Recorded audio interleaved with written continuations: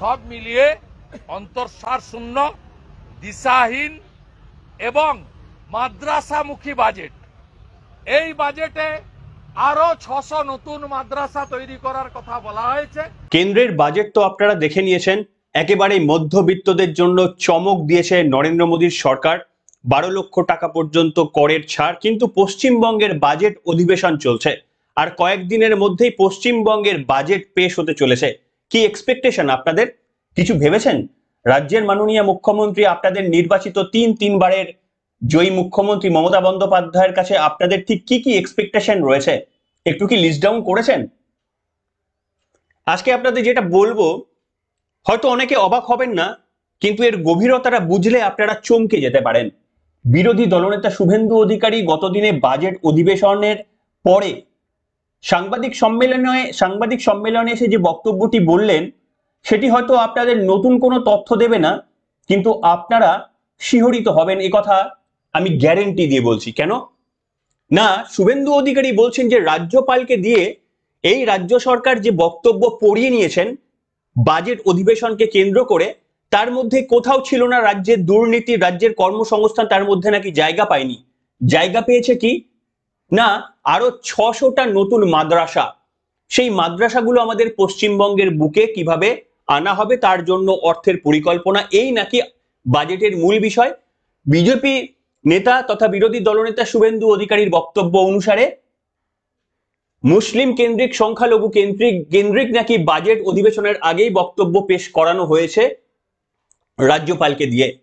মমতা বন্দ্যোপাধ্যায়ের প্রশাসনের কাছ থেকে নিশ্চিতভাবে এটা পুরনো কোনো ধরনের খবর নয়, কিন্তু আমরা কোথাও কি সত্যি সত্যি একেবারে শেষেরও শেষে চলে যাচ্ছি, যেখান থেকে আর ফিরে আসা যাবে না?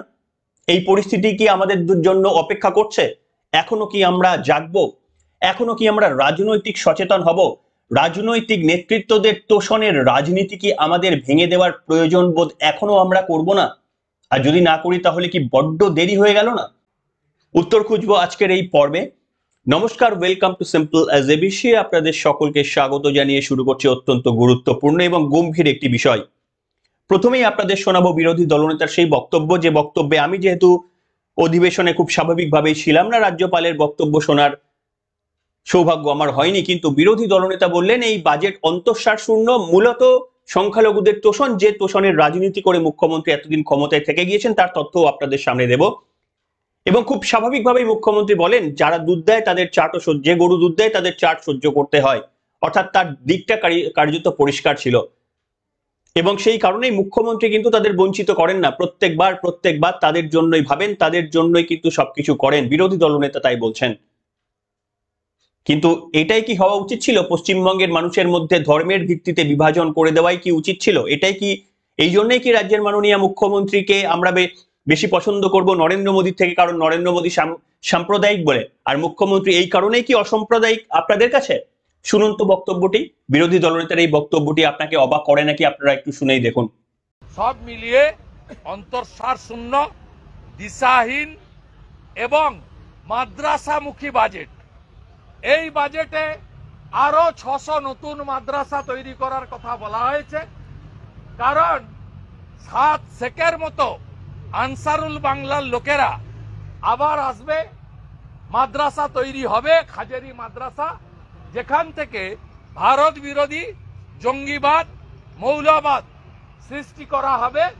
আর 7 শেখদের আসামের পুলিশ এসে ধরে নিয়ে যাবে, জাভেদ মুন্সিকে কাশ্মীরের পুলিশ এসে ধরে নিয়ে যাবে। গোটা বাজেট বইতে একটাই উল্লেখযোগ্য ঘোষণা, গোটা রাজ্যপালের ভাষণে একটাই ঘোষণা, 600 নতুন মাদ্রাসা তৈরি করা হবে পশ্চিমবঙ্গে। জাগো হিন্দু জাগো, বাঁটেগা তো কাটেগা, এক रहेगा তো সেফ रहेगा। এই বাজেট, এই রাজ্যপালের ভাষণ মুসলিম লীগের সরকারের তার বক্তৃতার প্রতিচ্ছবি ছাড়া তার লক্ষ্য উদ্দেশ্য এবং হাইয়েস্ট মুসলিম তোষণ, অ্যাপিজমেন্ট এছাড়া এর অন্য কোনো দিশা নেই বলে আমরা প্রধান বিরোধী দল, একমাত্র বিরোধী দল মনে করি। আমরা বাজেট ডিসকাশনে পুরো মাত্রায় ভারতীয় জনতা পার্টির বিধায়করা অংশগ্রহণ করবেন। আমাদের বক্তৃতায় বাধা দিলে ওদের বক্তৃতায় বাধা দেওয়া হবে। শুনলেন বন্ধুরা, নিশ্চিতভাবে অবাক হয়তো আপনারা হননি, তার কারণ মুখ্যমন্ত্রী মমতা বন্দ্যোপাধ্যায়ের প্রশাসনের কাছ থেকে এটা নতুনত্ব বিষয় কিছু না, কিন্তু তা বলে কোথাও কি মুখ্যমন্ত্রী তার মত দল পরিবর্তন করবেন না? কোথাও কি তিনি আর নিজের সেই ট্র্যাকে ফিরবেন না যেই ট্র্যাকে পশ্চিমবঙ্গের আম জনতা তাকে দেখতে চান? তিনি কি শুধুমাত্র এই ভোটের কথা মাথায় রেখেই সমস্ত আর্থিক উন্নয়নের কর্মকাণ্ডটাও সাজাবেন? তাহলে আমাদের পাতে কি পড়ে রইল? এই প্রশ্ন আজকে যদি না করেন তাহলে অনেক দেরি হয়ে যাবে। দেখুন, যে কোনো বিদ্যালয়ে যে কোনো ছাত্রছাত্রীরা পড়তে পারে, হিন্দু, মুসলমান, শিখ, খ্রিস্টান সবাই পড়তে পারে। 600টা বিশ্ববিদ্যালয়, 600টা বিদ্যালয়, 600টা হাসপাতাল হলে কারোর কিছু বক্তব্য থাকতো না। কিন্তু বিরোধী দলনেতার এই তথ্য যদি সত্য হয় তাহলে কেন শুধু 600টা মাদ্রাসার কথা বলা হলো? হ্যাঁ, কিছু স্কুল কলেজের কথা বলা হবে হয়তো, যদি বিরোধী দলনেতা উল্লেখ করেননি, কিন্তু কেন 600টা মাদ্রাসা, কেন 600টা স্কুল নয়? যে স্কুলে হিন্দুরাও পড়বেন, মুসলমানরাও পড়বে। আমরা তো পড়েছি একসঙ্গে, আমাদের তো অনেক মুসলমানরা বন্ধু ছিলেন, তারা তো আমাদের বন্ধু, সেটা তো আর হিন্দু মুসলমান দিয়ে হয় না। তাহলে কেন এই বিভাজনটা টেনে দেওয়া হচ্ছে? আর আপনাদের দেখিয়েছিলাম, আপনারা সেই বুদ্ধবাবুর ঐতিহাসিক বক্তব্য শুনেছিলেন, আপনাদের আর বোর করব না, যে পশ্চিমবঙ্গের মাদ্রাসাগুলো কি অবস্থায় রয়েছে। ধর্মাচরণ করতে করতে সেখানে নাকি বিভিন্ন রকমের অসামাজিক কার্যকলাপ হয়, সেটা প্রাক্তন মুখ্যমন্ত্রী বলে গিয়েছিলেন, সমালোচনার মুখে তাকে পড়তে হয়েছিল। আর আজকে আপনাদের সেই ভিডিওটাও দেখিয়েছিলাম কয়েকদিন আগে, আজকে আরো একবার নয় দেখিয়ে দেব। ভিডিওটি আমাদের এই পার বাংলার নয়, ভিডিওটি বাংলাদেশের। একটা ছোট্ট বাচ্চাকে প্রশ্ন করা হয়েছিল হিন্দুরা কেমন, হিন্দুরা পচা উত্তর দিয়েছিল ছোট্ট সেই মুসলিম বাচ্চা ছেলেটি। কেন? তার কারণ তাদের শিক্ষক, মাদ্রাসার শিক্ষক তাদের কাছে এমনটাই পড়িয়েছে, মূর্তি পূজা বাজে, যারা মূর্তি পূজা করে তারা জেহাদ, তাদের বিরুদ্ধে জেহাদ করা উচিত। এই বক্তব্য বলেছিলেন এক বাংলাদেশের এক ছোট্ট মুসলিম বালক, ইনোসেন্ট একটা ছেলে। মাদ্রাসার টিচাররা তাদেরকে এইভাবে তৈরি করছে, যে মাদ্রাসা মুখ্যমন্ত্রী আমাদের এই রাজ্যে বিস্তার ঘটানোর চেষ্টা করছেন। তা বলে কি সব মাদ্রাসা এক? না, বলবো না, কিন্তু তাও তো এই এক্সপিরিয়েন্স গুলো আমরা দেখতে পাই। শুনুন না বাংলাদেশের ওই ছোট্ট বাচ্চা ছেলের একটু বক্তব্যটা শুনুন। কি ভাইয়া, আরিফ। তুমি কি মাদ্রাসায় পড়ো? জি। আচ্ছা, হিন্দুরা পচা না ভালো? পচা। কিসের জন্য? মূর্তি পূজা করে। মূর্তি পূজা করলে কি হয়? হারাম। এটা হারাম। জি। আচ্ছা আচ্ছা, এই জন্য হারাম কাজ যারা করে ওরা পচা। জি। এটা মানে কি তুমি শিখছো এটা? জি। আচ্ছা আচ্ছা, তুমি কোথা থেকে শিখছো এটা? মাদ্রাসা থেকে। মাদ্রাসা থেকে? মাদ্রাসা হুজুর বলছে যে মূর্তি পূজা যারা করে ওরা পচা এবং মূর্তি পূজা হারাম কাজ, জি। এটা মাদ্রাসা থেকে বলছে? ও আচ্ছা, এই জন্য তুমি হিন্দু করে পচা মনে করো? জি। আচ্ছা, মাদ্রাসা থেকে আর কি শিখছো? জিহাদের কথা। জিহাদের কথা? জি। জিহাদ কি? অমুসলিমের সাথে যুদ্ধ করা।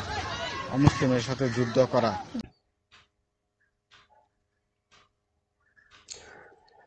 এটাই কি আমরা চেয়েছি? এই পরিবর্তনটার জন্যই কি রাজ্যের মাননীয় মুখ্যমন্ত্রীকে নিয়ে আসা হয়েছিল? বিরোধী দলনেতা তো আওয়াজ তুললেন, বিরোধী দলনেতা তো প্রতিবাদ করলেন, কোথায় গেল সিপিএম এবং কংগ্রেস? তারাও কি এই তোষণের রাজনীতিতেই কি অভ্যস্ত? আর যদি তারা অভ্যস্ত হয় তাহলে মুসলিমদের ভোট পার্সেন্টেজের শেয়ার তারা কেন কাটতে পারছে না?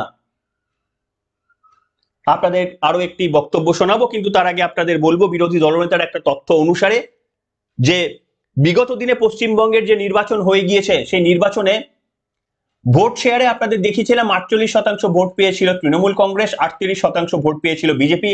আপনাদের এই তথ্য গতকালের সকালের পর্বে দেখিয়েছিলাম। 38% ভোট পেয়ে পশ্চিমবঙ্গের বুকে ক্ষমতায় এসেছিল তৃণমূল কংগ্রেস 2011 সালে, এবং তারও আগে 2006 সালে সিপিএম মাত্র 36% ভোট নিয়ে ক্ষমতায় এসেছিল। অর্থাৎ 38% ভোট এনাফ একটা রাজনৈতিক দল হিসেবে ক্ষমতায় আসার জন্য। কিন্তু যেহেতু মুসলিম ভোটটা একত্রিত হয়ে একটি জায়গায় পড়ে যাচ্ছে, তাই সেই কারণে এটি ঘটতে পারছে না। আপনাদের বিরোধী দলনেতার আরো একটা বক্তব্য শোনাবো। তিনি বলছেন যে 2,75,00,000 ভোট পেয়েছে তৃণমূল কংগ্রেস নির্বাচনে। সম্ভবত তিনি লোকসভার নির্বাচনের কথা বললেন কিংবা বিধানসভার, মোটামুটি কাছাকাছি। 2,75,00,000 ভোট পেয়েছে তৃণমূল কংগ্রেস, প্রধান বিরোধী দল বিজেপি পেয়েছে 2,33,00,000 ভোট। ডিফারেন্সটা হচ্ছে প্রায় 42 কোটির ডিফারেন্স।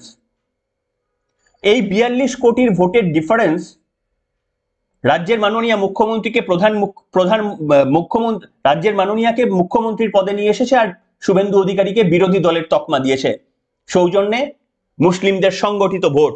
বিরোধী দলনেতা বলছেন যে 2,75,00,000 ভোট যে তৃণমূল কংগ্রেস পেয়েছেন তার মধ্যে 2 কোটি মুসলমান, 75 লক্ষ হিন্দু। তাহলে এবার ব্যাপার হচ্ছে এই যে ডিফারেন্স বিজেপি এবং তৃণমূল কংগ্রেসের মধ্যে যে 42 লক্ষের ডিফারেন্স, তার মধ্যে 75 লক্ষ শুধুমাত্র কিন্তু সেই 75 লক্ষ ভোট থেকেই কিন্তু বিজেপিকে নিয়ে আসতে হবে। কেন?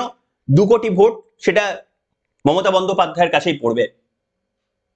কাজেই মাত্র 75 লক্ষ ভোট রয়েছে। 75 লক্ষ ভোটের মধ্যে 42 লক্ষ ভোট যদি তৃণমূল কংগ্রেসের কাছে পড়ে, কিংবা সিপিএম কংগ্রেস যদি 75 লক্ষ বা ওই 2 কোটি ভোটের থেকে যদি ভাঙন ধরাতে পারে, একমাত্র তবেই কিন্তু পশ্চিমবঙ্গে পরিবর্তন সম্ভব। এছাড়াও আরো একটা চান্স রয়েছে, সেই চান্সটা হচ্ছে পশ্চিমবঙ্গে এখনো পর্যন্ত যারা রয়েছেন ভোটের লাইনে এসে ভোট দেন না, তারা যদি রাস্তায় নেবে দিল্লির মতো ভোটের আমাদের পরিবর্তন করতে হবে, আমাদের আগামী প্রজন্মকে বাঁচাতে হবে, এই দায়বদ্ধতা থেকে নেমে এসে যদি আমরা আরো বেশি সংখ্যক ভোটের পার্সেন্টেজ যদি আমরা নিয়ে আসতে পারি, তাহলে হয়তো আরো একটা পরিবর্তনের রূপ দেখা যেতে পারে। কিন্তু তাও আপনাদের বলেছিলাম ম্যাজিক যে কোনো সময় ঘটতে পারে, কারণ 38% ভোট পেয়ে আমাদের রাজ্যেই নিদর্শন রয়েছে 38% ভোট পেয়ে ক্ষমতায় আসা যায়, আর বিজেপি অলরেডি 38% ভোট বহুবার পাচ্ছে।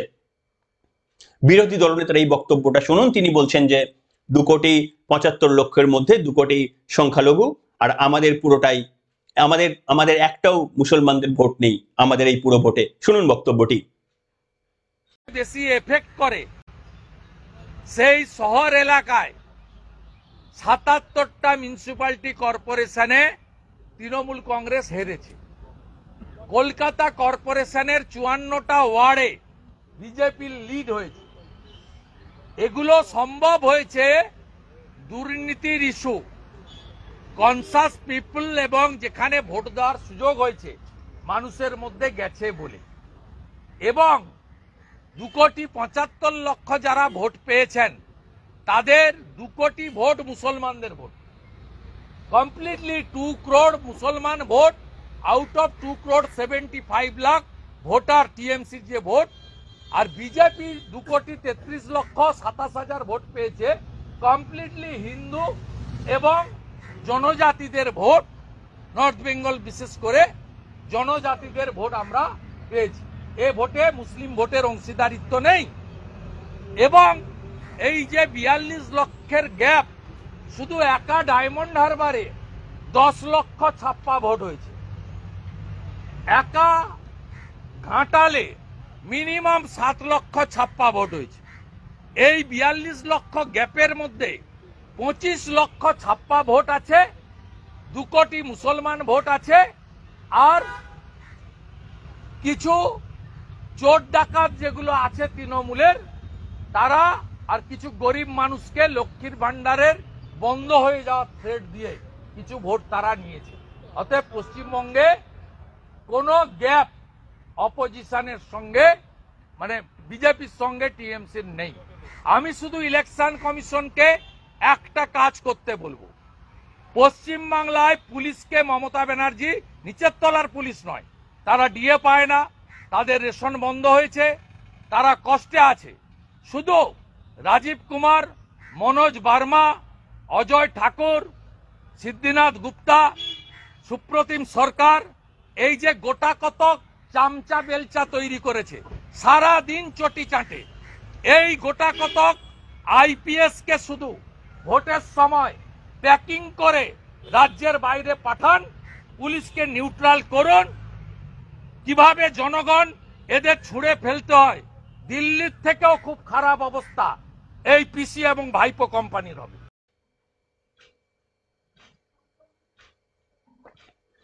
শুনলেন বন্ধুরা, এটা অত্যন্ত আনফরচুনেট যে ধর্মের ভিত্তিতে ভোট হয়ে যাচ্ছে। এতে কি পরিবর্তন হচ্ছে, এতে কি লাভ বা ক্ষতি?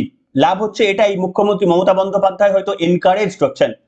2,75,00,000 মধ্যে বিরোধী দলনেতার তথ্য অনুযায়ী যদি সত্যি 2 কোটি মুসলমানদের ভোট থেকে থাকে, তাহলে কেন তিনি 600টা মাদ্রাসা করবেন না? কেন তিনি সংখ্যালঘুদের জন্য সংরক্ষণ আনবেন না? এটাও তো আমাদের ভাবতে হবে।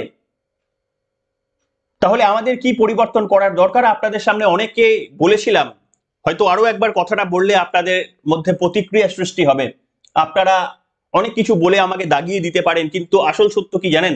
আরো একবার আমি বলবো, যদি আপনি মনে প্রাণে সিপিএম হন, যদি আপনি কংগ্রেস হন, যদি আপনি ফরওয়ার্ড ব্লক করেন, যদি আপনি বিজেপি করেন, যদি আপনি যে কোনো দল করেন, রাজ্যের প্রশাসনিক প্রধান মমতা বন্দ্যোপাধ্যায়কে যদি সত্যি মুখ্যমন্ত্রীর পদ থেকে সরিয়ে নিতে হয়, তাহলে আরো একবার আপনাদের বলবো, অন্তত একটি বারের জন্য আপনার আদর্শ দলকে ছেড়ে যে দল ক্ষমতায় আসতে পারে সেই দলকে ভোট দিতে হবে। কথাটা ইললজিক্যাল লাগতে পারে আপনাদের, কিন্তু এছাড়া পরিবর্তন হওয়া সম্ভব নয়। 2011তেও এইভাবে পরিবর্তনে এসেছিলেন মুখ্যমন্ত্রী। তার কারণ যারা সিপিএম কে ভোট দিতেন তারাই রাতারাতি মুখ্যমন্ত্রী মমতা বন্দ্যোপাধ্যায়কে ভোট দিয়েছেন। তারা কি এখনো মুখ্যমন্ত্রী মমতা বন্দ্যোপাধ্যায়কে ভোট দিচ্ছেন? অনেকে সরে গিয়েছেন সিপিএম, আবারও সিপিএম এর জায়গায় ভোট দেন। কিংবা কংগ্রেস বা অন্যান্য মানুষ যারা কখনোই তৃণমূল কংগ্রেসকে ভোট দিতে চাননি, তারাও সে বছরে তৃণমূল কংগ্রেসকে ভোট দিয়েছেন। তার কারণ তারা মনে করেছিলেন পরিবর্তন আনাটা জরুরি। সেই কারণেই তৃণমূল কংগ্রেসকে ভোট দিয়েছিলেন, তৃণমূল কংগ্রেসকে ভালোবেসে নয়, পরিবর্তনের জন্য ভোট দিয়েছিলেন। আর আজকে যদি সেই দিন আমাদের সামনে না আসে, পরিবর্তনের জন্য ভোট দিতে যে দল জিততে পারে তাকে যদি ভোট না দিয়ে আবেগের পেছনে যদি মানুষ ভোট দেয়, তাহলে ভোট যত স্প্লিট হবে, বিরোধী ভোট যত ভাগ হবে, মুখ্যমন্ত্রীর হাসি ততই চওড়া হবে। এই সহজ সত্য আপনি মানতেও পারেন, আপনি রিজেক্ট করতে পারেন, আপনি আমাকে গালি দিতে পারেন, আপনি যা কিছু করতে পারেন, স্ট্যাটিস্টিক্স আপনি বদলাতে পারবেন না। এটা হচ্ছে স্ট্যাটিস্টিক্স। আপনাকে বললাম যে স্ট্যাটিস্টিক্স হচ্ছে আরো একটা, যে মানুষ রাস্তায় নেমে ভোট দেবেন, যারা ভোট দিতে যান না কোনো বছর তাদেরও ভোট দিতে হবে। সেই সংখ্যাটা 5 থেকে 6% যদি বাড়ে তাহলে পরিবর্তনের সম্ভব। তার কারণ মুসলিম ভোট সংখ্যালঘু ভোট ভাগ হবে না, খুব স্বাভাবিক। 600টা যদি মাদ্রাসা মুখ্যমন্ত্রী মমতা বন্দ্যোপাধ্যায়, শুভেন্দু অধিকারীর কথা সত্য হলে যদি বাজেটে মুসলিম কেন্দ্রিক বাজেট হয়ে থাকে, তাহলে মুসলিমরা কেন সরবে বলুন আমাকে? কেন সরবে? সরা উচিত না। যদি মুসলিম সম্প্রদায়ের জন্য এইরকম কোন একটা রাজনৈতিক দল করে, তাহলে তাদের কেন সরবে? আমাকে বলুন, আপনি যদি নিরপেক্ষ হন, আপনি কেন সরবেন না? কিন্তু বাকিটা যারা পাচ্ছেন না তাদের তো সরার কারণ রয়েছে, তারা তো সরে আসতে পারে। কিন্তু তারাও যদি আজকে না সরে, তারা যদি ভাবে আমাদের পছন্দের রাজনৈতিক দলকেই আমরা প্রত্যেক বছর ভোট দেব, সিপিএম যতই শূন্য পাক, কংগ্রেস যতই শূন্য পাক, আমরা তাদেরই ভোট দিয়ে যাব। আমার কথাটা জানিয়ে যারা সিপিএম কংগ্রেস তারা দাগিয়ে দেবেন, অন্য বলবেন যে আমি বিজেপির সমর্থক, আপনারা যা কিছু বলতে পারেন। কিন্তু যদি পরিবর্তন যদি চান তাহলে এইটা খরচা করতে হবে। এইটা যদি খরচা না করে আবেগের বশে যতদিন আমরা ভোটের লাইনে ভোট দেব, ততদিন আমরা মুখ্যমন্ত্রীর হাসি চওড়া করব। হ্যাঁ, আসুক সিপিএম এমন একটা জায়গায় যেখানে তারা 77টা সিট পেল, 100টা সিট পেল, এবারের নির্বাচনে দেখাক। এই একই দাবি করব, সবাই মিলে সিপিএম কে ভোট দিন। তারপরের বছরের 29-এর ভোটে এটাই বলবো, সবাই সিপিএম কে ভোট দিন। তখন বলবো না যে অন্য কোনো রাজনৈতিক দলকে ভোট দিন, বরঞ্চ বলবো ভোট আপনি যাকে দিতে পারেন, সেটা আমি আলোচনা করছি না। আমার বক্তব্য, আমি স্ট্যাটিস্টিক্যালি কথাগুলো বলছি। তখন সাধারণ মানুষের উচিত পরিবর্তনের জন্য সিপিএম কে ভোট দেওয়া, কিংবা যদি কংগ্রেস সিট পায় তাহলে মানুষের উচিত হবে পরিবর্তনের জন্য কংগ্রেসকে ভোট দেওয়া। কিন্তু সেখানেও যদি ভোট ভাগ করে আপনি বিজেপিকে ভোট দেন, তাহলে কিন্তু হারানো যাবে না। আমি স্ট্যাটিস্টিক্যালের কথা বলছি, আমি আবেগের কথা বলছি না। একটা হলো অঙ্ক, একটা হলো আবেগ। যদি অঙ্ক চান তাহলে আবেগ কাজ করে না, আর যদি আবেগ চান তাহলে অঙ্ক কাজ করে না। যতদিন আপনারা আবেগ চাইবেন ততদিন মুখ্যমন্ত্রীর লাভ, তৃণমূল কংগ্রেসের লাভ। সেই কারণেই আমাদের ভাবার সময় হয়ে গিয়েছে। তবে মুখ্যমন্ত্রী মমতা বন্দ্যোপাধ্যায়, আমি এটা বিশ্বাস করি, অত্যন্ত ক্ষুরধার বুদ্ধি সম্পন্ন রাজনৈতিক নেত্রী। তার কাছ থেকে শেখার অনেক কিছু রয়েছে। যারা রাজনীতিতে রয়েছেন তার কাছ থেকে শেখা উচিত। কি ঘটনা ঘটেছে জানেন? ছোট্ট একটি ঘটনা বলে আজকের পর্বটা হয়তো শেষের দিকে নিয়ে যাব। রাজ্যের মাননীয় মুখ্যমন্ত্রী হঠাৎ করে শুভেন্দু অধিকারীর সঙ্গে মুখোমুখি সাক্ষাৎ হয়ে যায়। বিধানসভার মধ্যে যখন শুভেন্দু অধিকারী আসছিলেন একদিক থেকে, রাজ্যের মাননীয় মুখ্যমন্ত্রী এবং স্পিকার যখন যাচ্ছিলেন, তখন মুখ্যমন্ত্রীর সঙ্গে শুভেন্দু অধিকারীর কিন্তু মুখোমুখি সাক্ষাৎ হয়ে যায়। মুখ্যমন্ত্রী শুভেন্দু অধিকারীকে দেখে সৌজন্য বিনিময়ের পর বলেন যে, কিরে চল, রাজ্যপালের ভাষণ আছে, যাবি তো? রাজ্যপালকে সৌজন্যতা দেখিয়ে নিয়ে যাওয়ার কথা তিনি বলছিলেন। বিরোধী দলনেতা কিন্তু গলে যাননি, বিরোধী দলনেতা কিন্তু হেরে যাননি। বিরোধী দলনেতা বলেছেন সৌজন্যতা তিনি বজায় রেখেছেন, কিন্তু বিরোধী দলনেতা বলেছেন এই কাজটা তো আমার না, এই কাজটা হচ্ছে স্পিকার মহাশয়ের, তিনি করবেন। সবিনয়ে প্রত্যাখ্যান করেছেন। এর আগেও মুখ্যমন্ত্রী মমতা বন্দ্যোপাধ্যায় শুভেন্দু অধিকারীকে একা নিজের চেম্বারে ডেকে নিয়েছিলেন। বিরোধী দলনেতা যাননি, গটাপ করে অন্তত করেননি, মানে পশ্চিমবঙ্গ মানুষের সঙ্গে করেননি, যেটা তিনি অভিযোগ করে থাকেন নাকি যখন সূর্যকান্ত মিশ্র কিংবা সিপিএম কিংবা কংগ্রেসের যারা বিরোধী দলনেতা ছিলেন আব্দুল মান্নান, তাদের সময় যে ঘটনা ঘটতো শুভেন্দু অধিকারী তিনি দাবি করেন তিনি বিক্রি হননি। তাই তখন আমরা দেখেছিলাম তিনি একা যাননি, অগ্নিমিত্রা পলকেও সাথে নিয়ে চলে গিয়েছিলেন। আর আজকেও সৌজন্যের সেই সাক্ষাৎকার হয়েছিল, কিন্তু বিরোধী দলনেতা সবিনয়ে সেটা প্রত্যাখ্যান করেছেন। মুখ্যমন্ত্রী মমতা বন্দ্যোপাধ্যায় কেন এই কাজটা করেছেন আমি এটা বুঝিয়ে আপনাদের সামনে বলবো না, কিন্তু আপনারা বুঝে দেখুন এইখানেই হচ্ছে রাজনীতি যেটা মুখ্যমন্ত্রী করছেন। দেখুন, আমার মুখ্যমন্ত্রী মমতা বন্দ্যোপাধ্যায় সম্পর্কে কোনো কমপ্লেন নেই, শুধুমাত্র নাগরিক হিসাবে ছাড়া। রাজনৈতিক হিসাবে তাকে আমি পূর্ণ মার্কস দিই। রাজনীতির জন্য যা যা করা দরকার তিনি সেটা করছেন, নিজের দলকে ক্ষমতায় নিয়ে আসার জন্য যেটা কর্তব্য তিনি করছেন। কিন্তু একজন রাজনীতিকের কি সেটাই শুধু উদ্দেশ্য যে আমার দল কি করে বর্ধিত হবে, আমি কি করে আরো বেশি করে ক্ষমতায় আসবো, এটাই কি একমাত্র লক্ষ্য হওয়া উচিত? নাকি পশ্চিমবঙ্গবাসীর ভালো কিসে হয়?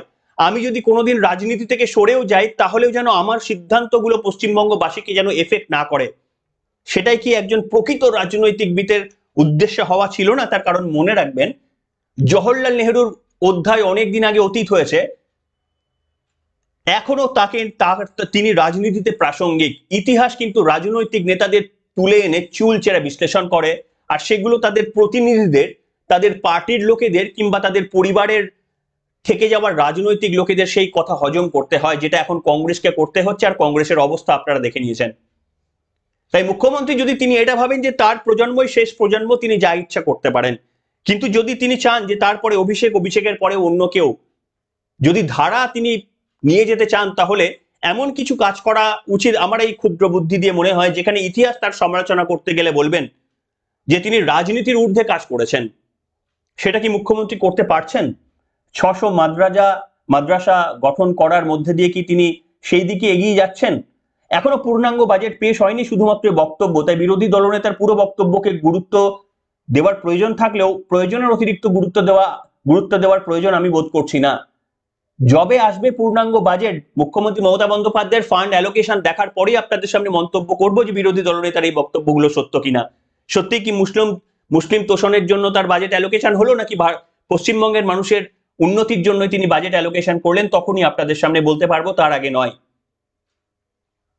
কিন্তু আপনারা লিখে জানাতে পারেন বিরোধী দলনেতার কথাগুলো যদি সত্যি হয়ে থাকে, তাহলে এই কথাগুলোর উপর বেশ করে আপনাদের এক্সপেকটেশন কি রাজ্যের মাননীয় মুখ্যমন্ত্রী মমতা বন্দ্যোপাধ্যায়ের কাছ থেকে এই বাজেট অধিবেশনে, সেটা আপনারা লিখে জানাতে পারেন। ফিরে আসবো রাতের পর্বে, এখনকার মতো এখানে। সবাই ভালো থাকবেন।